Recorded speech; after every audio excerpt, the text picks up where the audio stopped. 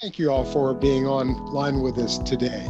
I know this is a difficult time for all of us, and hopefully this will give us a chance to look at some things that are happening and try and keep you up to date on what's going on with even COVID-19, especially with some of the things that are investigational right now that are moving at a tremendous pace.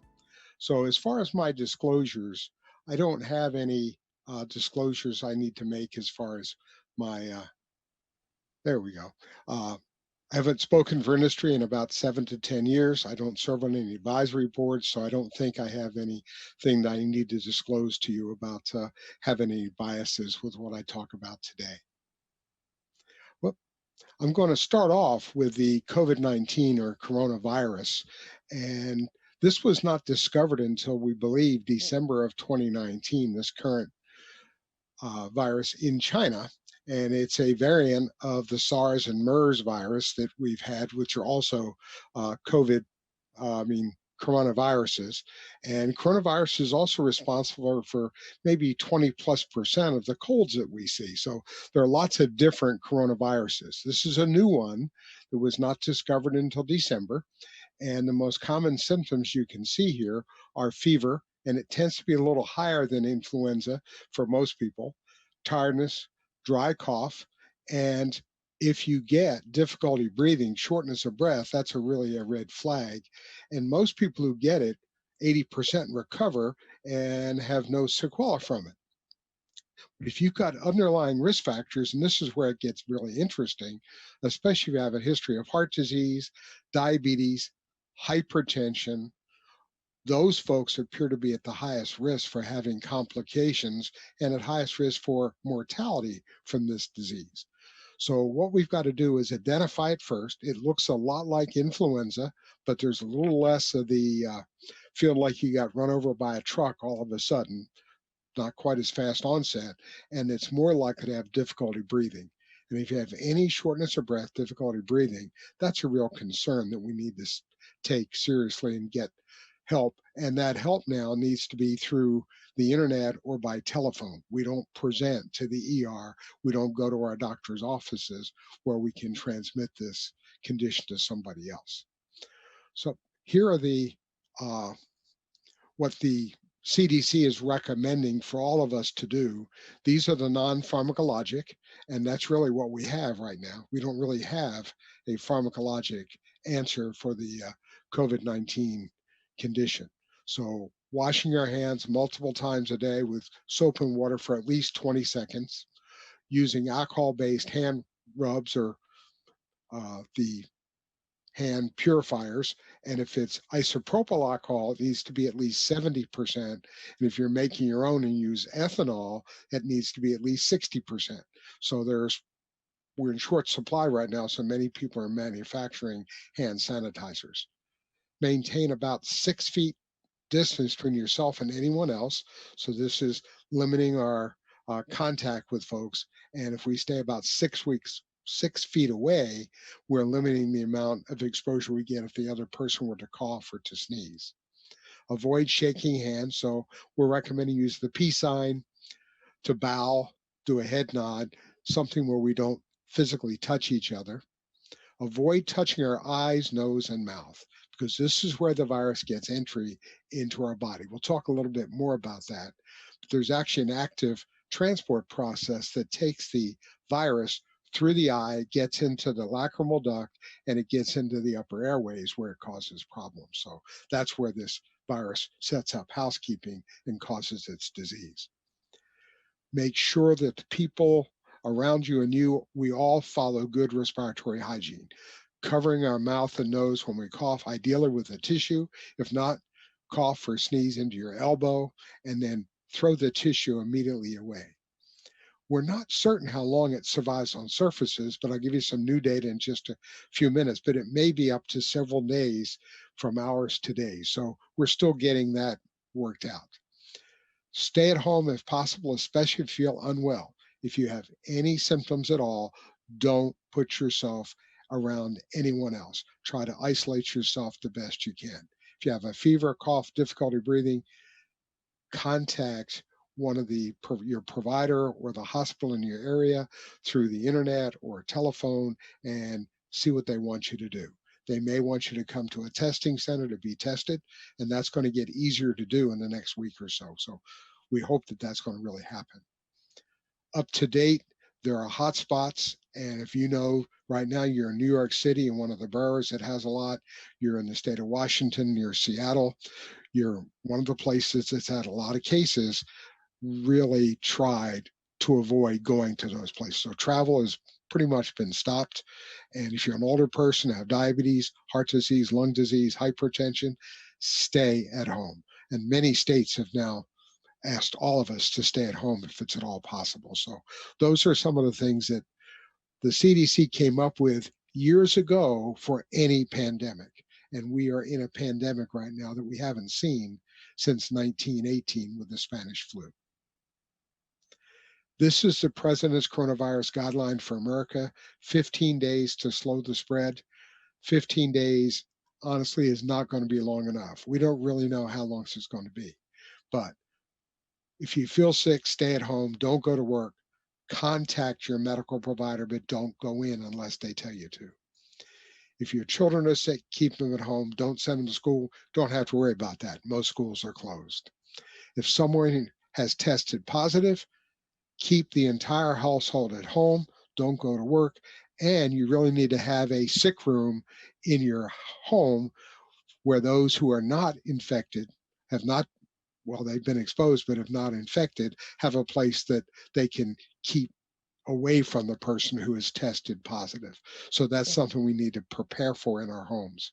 If you're an older person, again, 65 and above, you're at high risk for a bad outcome, needing ventilator support.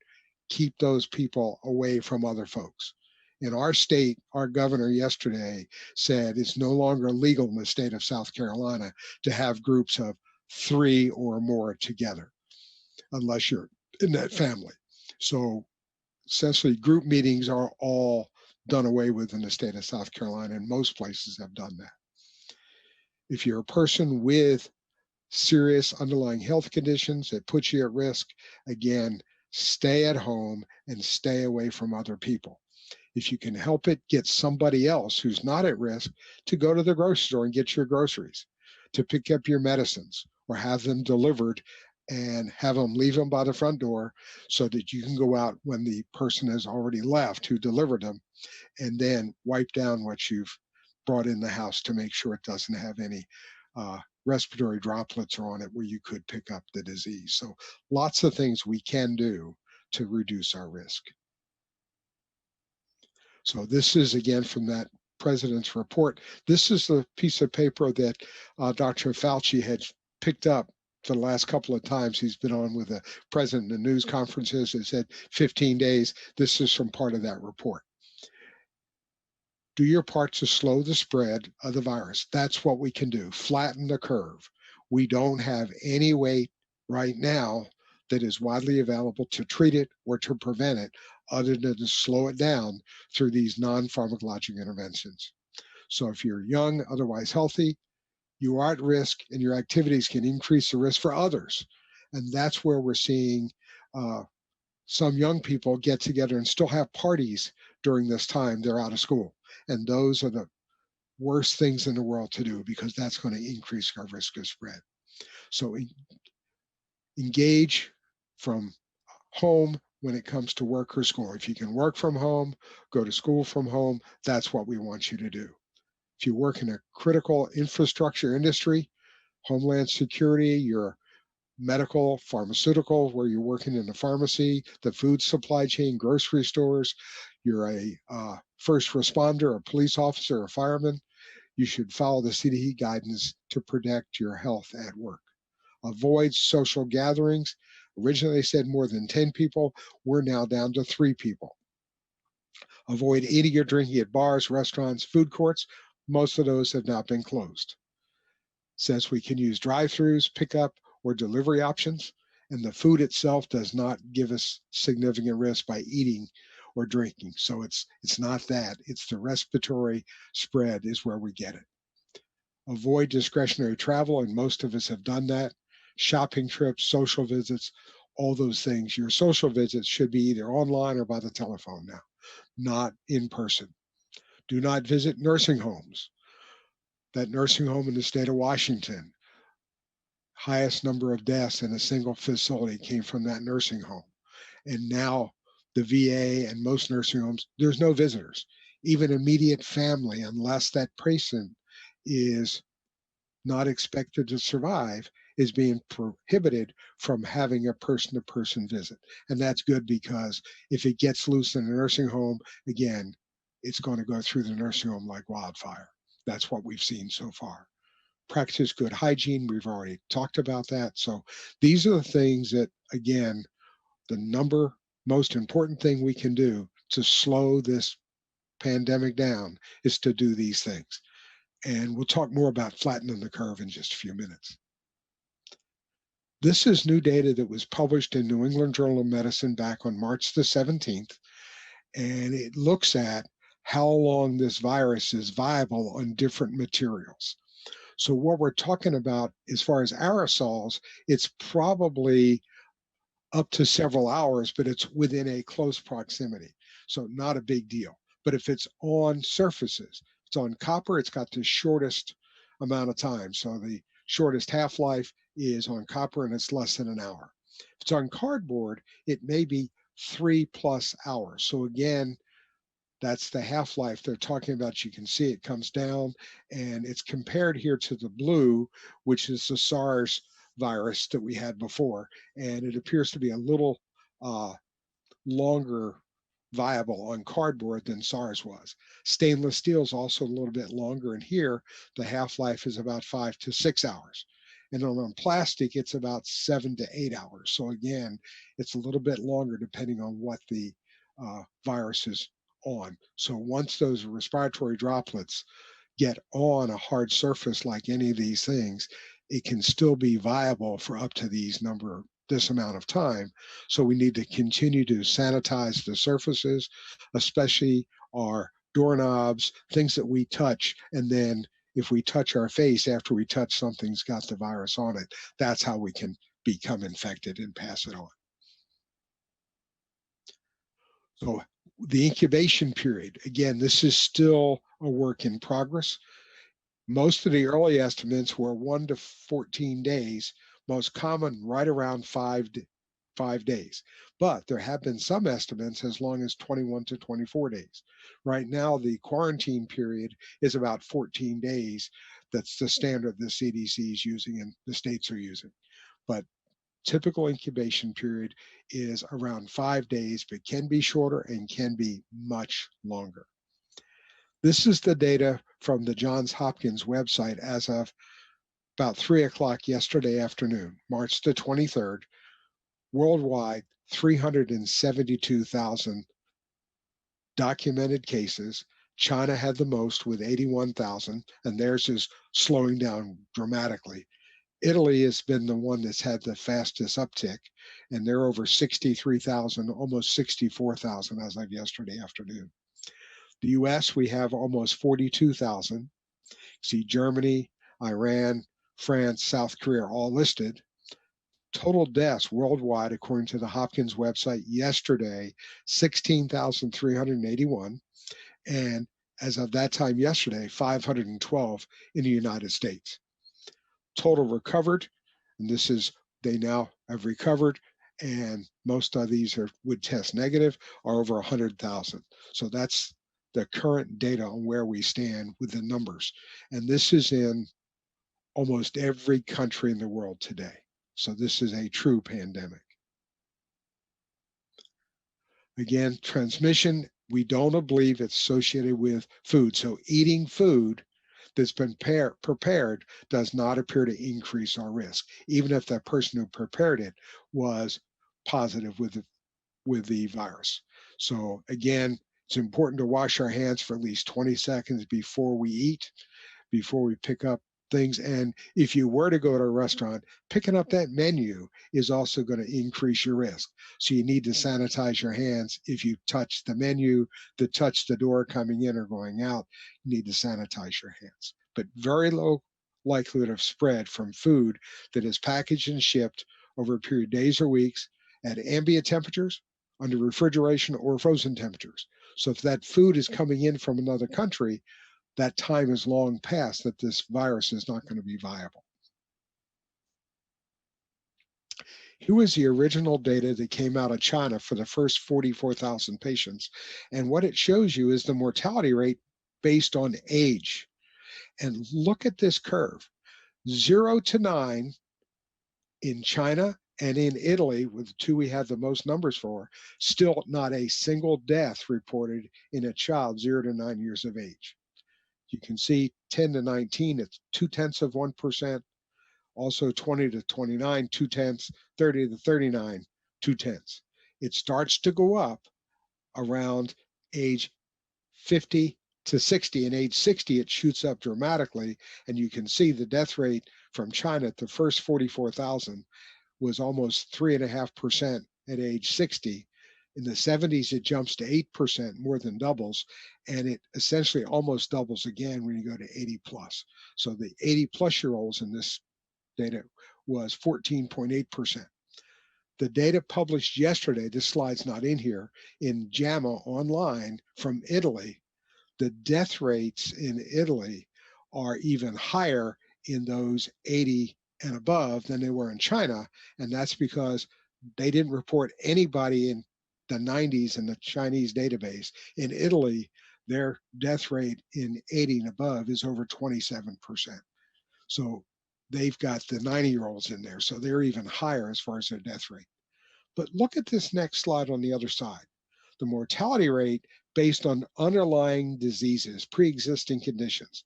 Heart disease is 10.5%. Diabetes, 7.3%. Chronic respiratory, your asthma, COPD patient. High blood pressure. And most of it would say high blood pressure generally doesn't have significant effects on the immune system. But for whatever reason, hypertension is a major risk factor with this disease. Cancer, and then you can see where none is. So these are the groups that are highest risk for mortality in patients with COVID-19. This is a little bit about the virus. These are some pictures of this virus.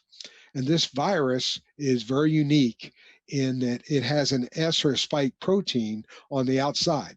And that portion allows the virus to bind to the ACE, angiotensin converting enzyme 2 receptors on human cells in the lung, in the intestine, in the kidney, in certain parts of the body, but mainly in the lung. And when it binds, they fuse, that spike protein fuses with the ACE2 receptor on the human cells. It allows the coronavirus to get into the cell. And that virus then releases its viral RNA and it infects the human cell and programs the human cell to replicate the viral RNA, which in turn replicates the virus. That's how it works. That's what this guy is. And the photomicrogram graph on the right side, the purplish is the virus particles, and what we're seeing is they're coming out of a cell because they've been programmed to take over the cell division process and reproduce the viral particle. So why are patients with hypertension and diabetes at increased risk? We don't know, but this is an interesting letter to the editor back on March the 11th in Lancet Respiratory Medicine. And basically, it reinforces that this virus binds to the ACE2 receptor in the epithelial cells of the lung, intestine, and blood vessels, and that the expression of ACE2 may be, this is not proven, may be increased in patients with type 1 or type 2 diabetes and hypertension, heart disease, if they're on an ACE receptor, angiotensin converting enzyme receptor inhibitor, or an angiotensin receptor blocker, so ARB. So an ACE or an ARB may upregulate ACE2 in these cells, which may enhance the ability of the virus to penetrate and infect cells. That is a hypothesis. And it's also been suggested with TZDs, the Avandia and pioglitazone type drugs, and also with ibuprofen. So they say We therefore hypothesize that diabetes and hypertension with stimulating drugs increase the development for severe and fatal COVID-19. Hypothesis generated. So here is, back up. This is the statement that came out last week by the American Heart Association. It's also the Heart Failure Society of America and the American College of Cardiology, the 17th of March. They recommend continuing ACE inhibitors or ARBs for patients already prescribed for indications such as heart failure, hypertension, or ischemic heart disease, and I'd add to that diabetes as well, or kidney disease, cardiovascular disease, who are diagnosed with COVID-19 should be fully evaluated before adding or removing any treatments. And they suggest, and this is a quote here at the bottom, the continued highest standard of care for cardiovascular disease patients diagnosed with COVID-19 is our top priority. There are no experimental or clinical data demonstrating beneficial or adverse outcomes among COVID-19 patients using ACE or ARB medications. We urge urgent additional research that can guide us to optimal care for these patients. These recommendations will be adjusted as needed to correspond with the latest research. So right now, there is no credible data to support using or not using. Other folks have said, if we use an ACE or an ARB, we may actually reduce the patient's risk. So there are actually two trials underway right now with losartan, which is an ARB, to see if it will treat or help prevent, reduce the risk of COVID-19 infection. So there are studies underway on both sides of this equation. We don't have the data to answer this question yet. So right now, there's no recommendation from these three organizations to take any action in patients with hypertension, diabetes, heart failure, or kidney disease to stop an ACE or an ARB at this point in time. This is the other controversial one that came out of that same letter to the editor, ibuprofen in patients with COVID-19. Originally, the World Health Organization went along with the French health ministry who had posted on social media that taking anti-inflammatory drugs like ibuprofen or corticosteroids might aggravate the disease and recommended they not take them and take acetaminophen instead. The next day, the World Health Organization reversed its position and put out this slide. At present, based on currently available information, World Health Organization does not recommend against the use of ibuprofen. We're also consulting with physicians treating COVID-19 patients and are not aware of reports of any negative effects of ibuprofen beyond the usual known side effects, which are mainly GI bleed, that limit its use in certain populations. They're not aware of published or clinical population-based data on this topic. So again, stay tuned. That was released on March the 18th of this year. So again, hypothesis generating needs to be studied, but we do not have good data one way or the other. So this is what one letter to the editor in Lancet set in place. Probably the most exciting thing I can tell you that has happened this past weekend was the FDA approved the first point of care test for COVID-19. The testing we've had up to this point in time has been from reference labs. It takes hours to days, and in general takes 3 to 5 days to get the results back. Even with our president and our vice president, they didn't get the results right away because they were using the FDA's official test that is the only one originally that was approved by the FDA. And it's usually batched in fairly small numbers, and it's very limited where it was available. And we've not had a point of care test until this weekend. On March the 21st, the FDA approved the first point of care test, Cepheid's CoV-2 test. It's a PCA or PCR test, and it takes about 45 minutes to run this test. And it should be available in most hospitals because they have the equipment from this company in over 23,000 places around the world, including most US hospitals from what they tell us. There's 1 minute of preparation time. You take the swab and you take the material from the swab, you put it into a canister that fits in the equipment, and that canister has all the reagents already in it. So the time to prepare this test by the technician in the lab is less than 1 minute. It's a nasal pharyngeal swab, so it's how it's done, and you can get the results within about 45 minutes after you put it into the machine. So this is going to give hospitals the ability to make a diagnosis and know what to do with that patient much, much sooner, not having to wait 3 to 5 days.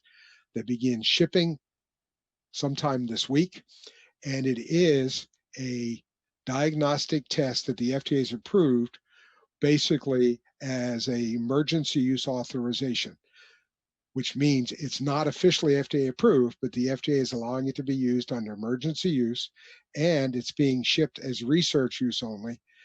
So it's not something that's going to be reimbursed from that standpoint. It's not commercially available. They can't promote the test, but they can ship it, and they are shipping it, and most of the hospitals will have this available before the end of the month.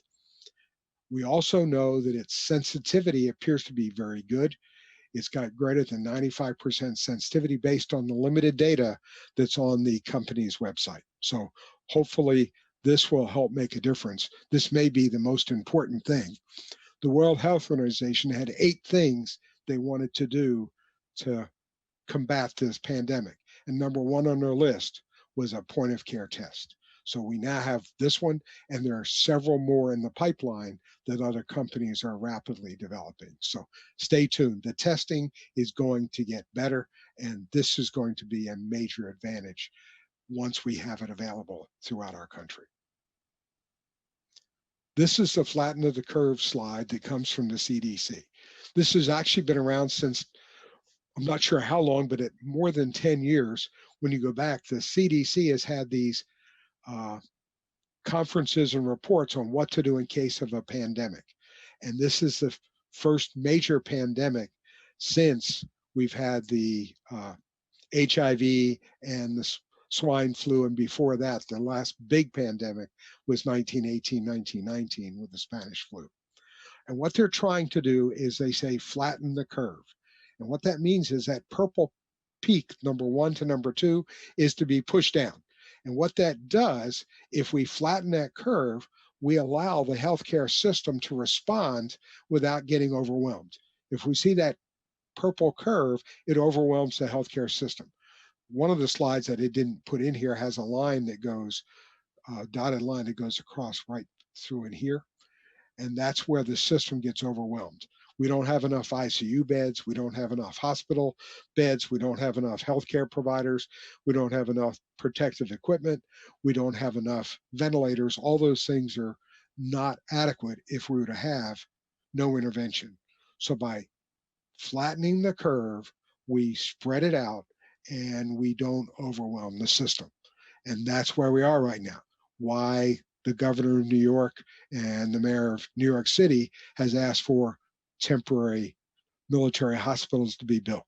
They've asked for an emergency declaration because the system is already overwhelmed. Italy, the system is totally overwhelmed. And that's why we've got to flatten this curve. And that's where each of us has a place that we can participate in this flattening of the curve.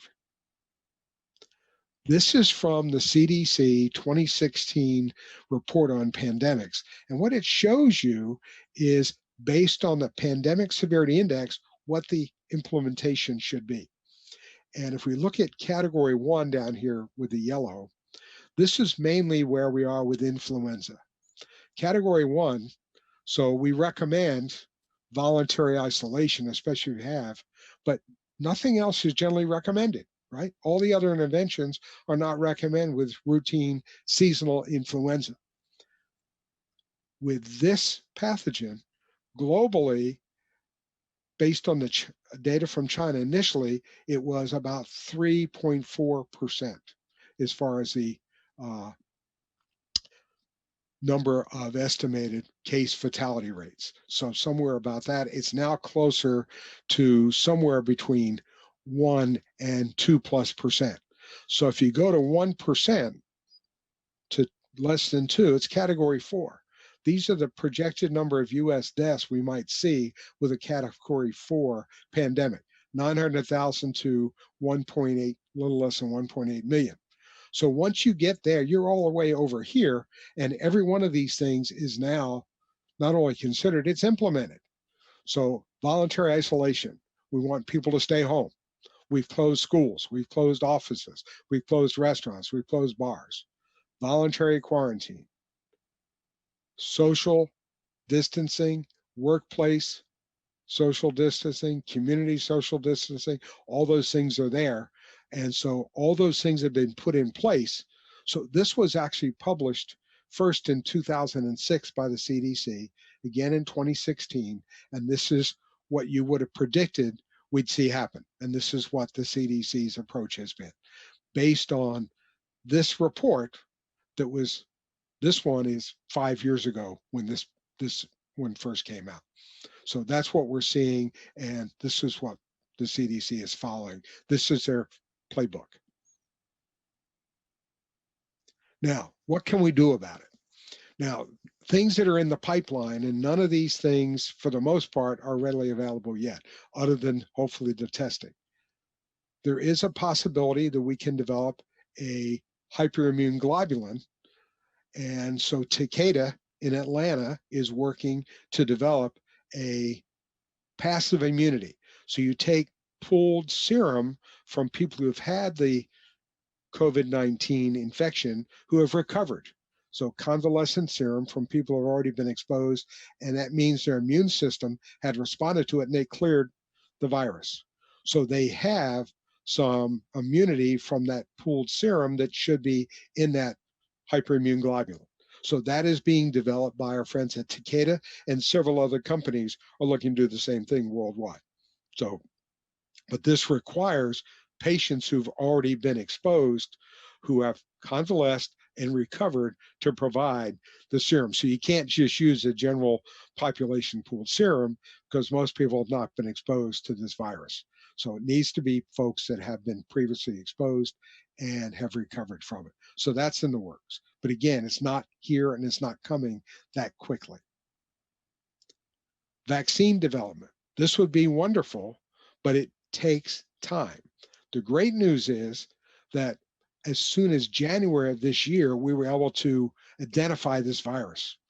And there have been people working since December to identify the virus and identify if there's something on the virus we could use to stimulate the immune system to produce a vaccine to limit this disease. So that's been in process for a long time now. Not a long time, but I mean since January, several months. Now, we have the first one that's already submitted to the government, a biotechnology company, Moderna from Cambridge, to develop a messenger RNA vaccine from this virus. And they've already submitted it, and it went into clinical testing in the last week. So the clinical testing phase 1 is a small number of patients for safety. If that shows that it's safe, then they'll move into probably combined phase 2 and 3 with a look at dosing. And right now they're thinking about 2 doses, but they're looking at several different regimens and larger number of patients, seeing if it works.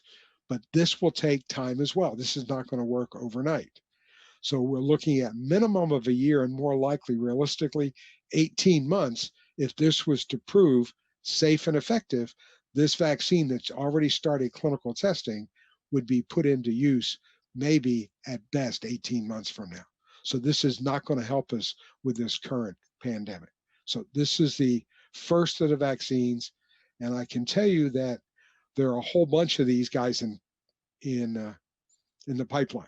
This is the phase 1 patient study, 45 patients for 3 months, already started. Phase 2 would be, again, 12 to 18 months with looking at 2 doses, 28 days apart is the primary regimen they're looking at right now. But again, all this is subject to change.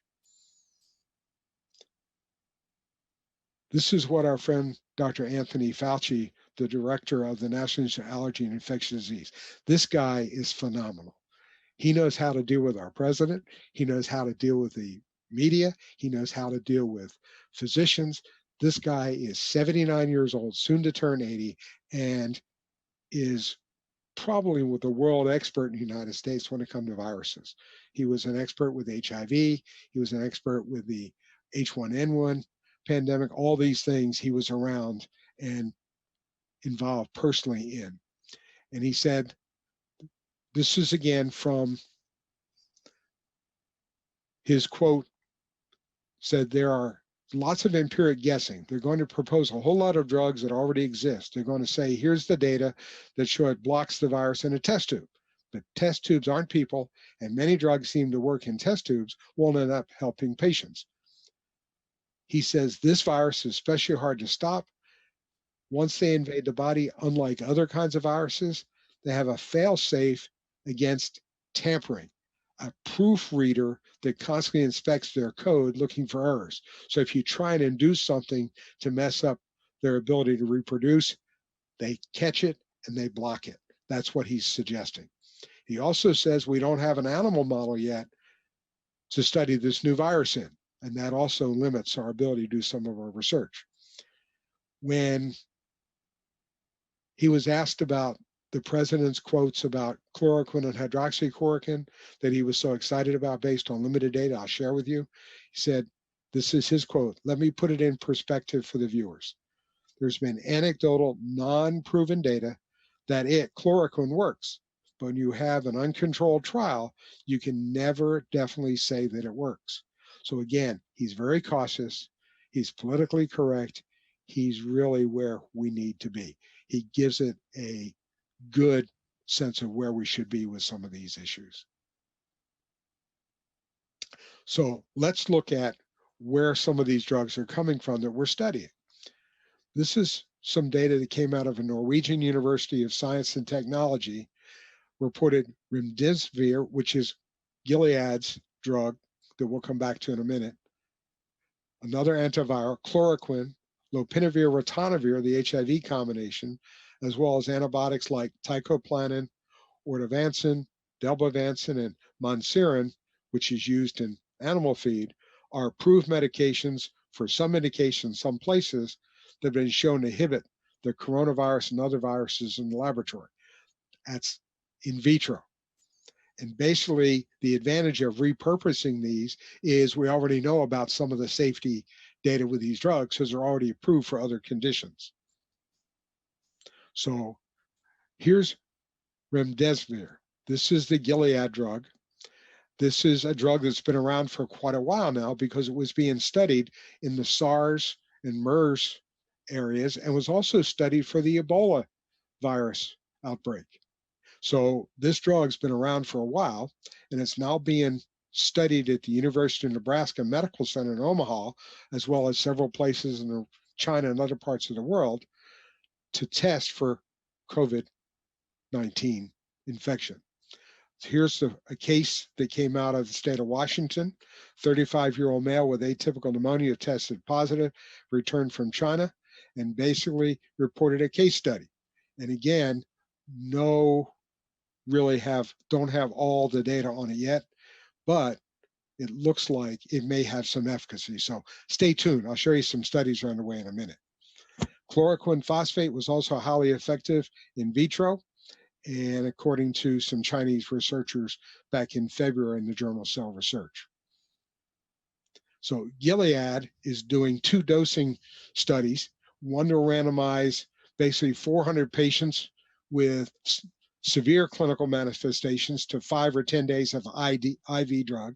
This is an IV drug, and 1-to-1, 200 milligrams on day 1, followed by milligrams per day for days 5 or 10, in addition to standard of care. They're looking at the outcomes, normalization of fever, oxygen saturation. They're looking at sustained for 24 hours through day 14. So those are some of the outcomes we're looking at acutely with this drug. Second study, 600 patients with moderate clinical manifestations, 1:1:1 to 2 different regimens. Primary objective evaluated measured by proportion of patients in each group discharged by day 14. So these are the 2 that are at the University of Nebraska right now. Here's some data from China. 2 studies are also ongoing there.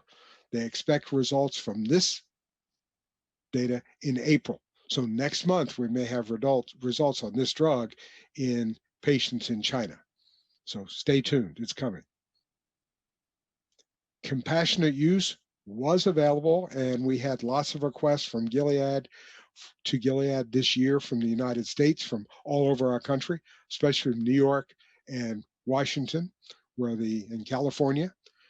And they announced this past weekend on the 22nd of March, they were no longer going to accept compassionate use requests because they'd already been overwhelmed, and they need to put their clinical supply into the controlled trials that they're doing right now.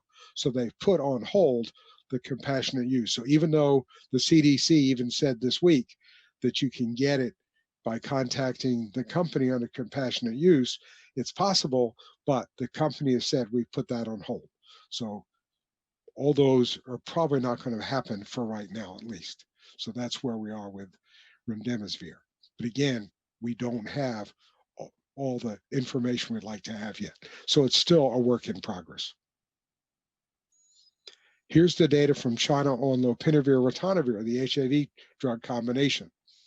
These are 2 protease inhibitors that we use for HIV. 199 adults hospitalized in Wuhan, China. No benefit to the time to clinical improvement in patients who received the drug versus placebo, published March the 18th this year, New England Journal of Medicine. So this combination by itself, in these first 199 patients, did not appear to do what we had hoped it would do based on the in vitro data. So again, we don't know what's going to happen with these drugs. This is the study that gave most people, including our president, hope. And the president, this is the study he was referring to. This is a letter to the editor in the International Journal of Antimicrobial Agents, March the 17th, and it's from a Mediterranean Infection University Hospital in Marseille. And it looked at hospitalized patients greater than 12 years of age, PCR documented COVID-19 from a nasopharyngeal sample at admission, whatever their clinical status. 16.7% were positive with no symptoms, asymptomatic. You had another percent that had upper respiratory tract with rhinitis, pharyngitis, low-grade fever and myalgia.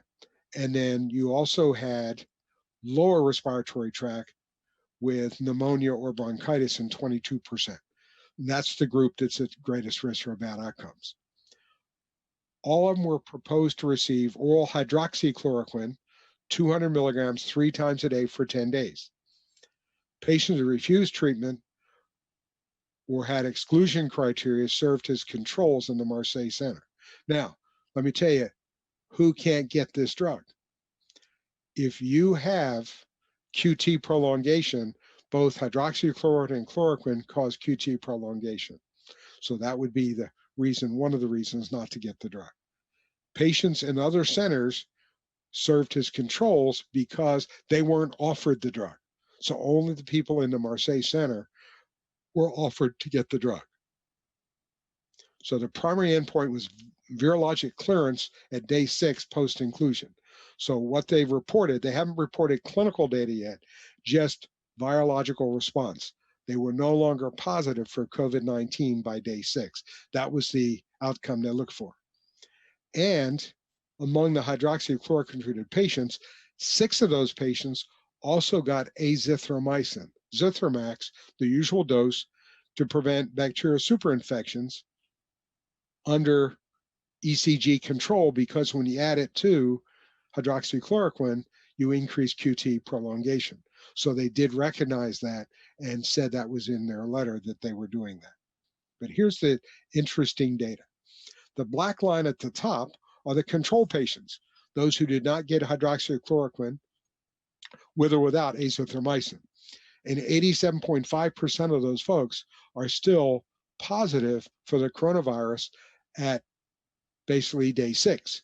But it's only 16 patients. So 14 of the 16 patients were still culture positive or nasopharyngeal PCR positive for the coronavirus. The blue bar is those who got hydroxychloroquine, and 42.9%, 43% are culture or still positive at day 6, but that's 6 of 14, so more than half had cleared the virus. And if you look at the small group of 6 that got azithromycin in addition to hydroxychloroquine at day 6, none of them were still positive on the PCR for COVID-19. This is what got people excited. So it's based on 6 patients, and it's not clinical data. It's not that they were discharged or they've recovered. It's just that their nasal swabs are now negative. That's what we have from this report. So still lots and lots of information we'd like to have. This was a preliminary report by these investigators.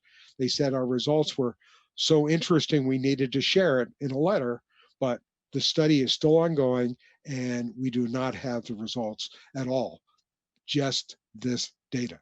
So this is, again, why Dr. Fauci said, don't jump the gun, guys. This is something even my own hospital here in Charleston, the Medical University, has a protocol now for hydroxychloroquine. And if you're severe life-threatening, we can add azithromycin to it. And many states have limited access to chloroquine, hydroxychloroquine, azithromycin, because it's going to be in short supply. So we can only use it in the sickest patients. So stay tuned. This is not ready for prime time. Chloroquine, the other major drug that has some preliminary data, it's got some other things we need to think about. Chloroquine is high risk for hemolytic anemia if you have G6PD deficiency. And that affects more than 400 million people worldwide. It's the second most common human enzyme defect. It's about 1 in 10 African American males in the United States. It primarily affects people around the Mediterranean Sea and from Africa. Those are the ones, and can result in hemolytic anemia and shortness of breath, and tachycardia, kidney failure, and death. So it's not benign, and that's why we would prefer hydroxychloroquine rather than chloroquine, because hydroxychloroquine does not cause hemolytic anemia even with G6PD deficiency. So that's where we believe hydroxychloroquine is the one we're studying most right now in our clinical trials. So here's some studies underway with hydroxychloroquine. University of Minnesota has 2 trials currently already started. It's also being tested in China, Australia, and France, among other places. 1,500-person trial, University of Minnesota, for hydroxychloroquine to reduce or prevent the severity of COVID-19, and 2 trials with losartan at the University of Minnesota, looking at losartan Cozar, whether it can reduce the risk of organ failure or have reduced hospitalization and can limit the need for hospitalization. So those are underway with an ARB that some people think might increase the risk. So this study will help answer that question. So it's already underway, University of Minnesota. And there's a reference for these at the bottom. This is, again, nothing but hypothesis generating. It's a fascinating story. And again, our president mentioned this in his news conference yesterday. What this shows you, the yellow are where COVID-19 is in the world today, the number of cases that we have, and in blue is where malaria is today. And what you'll notice is where malaria is, COVID-19 is not, and the vice versa. Where COVID-19 is, there's no malaria. Could it be, and again, hypothesis generating, they've used a lot of chloroquine, hydroxychloroquine to treat malaria in the countries that have a lot of malaria. They don't use it in other countries. Again, this is a fascinating comparison. This was done by a weather specialist, and he published this on Breitbart on the 20th of March. So this is brand new. These are maps that he put together, and he shows you, excuse me, the top 40 malaria countries. And if you look at the incidence of malaria versus COVID-19, 212 cases per thousand with malaria versus 0.2 cases of COVID-19 per million. Next top 40 countries, you can see malaria is going down a little bit, COVID's coming up, but countries without malaria, no cases of malaria, but the highest rate of COVID-19. Again, does not prove any cause and effect relationship. It's hypothesis generating. Our president mentioned this yesterday. You've now seen where this comes from. So that's where that data comes from. Now, that's where we are today, and it's a changing every day. There's new data every day. There's going to be new data from some of these trials in the next several weeks to months.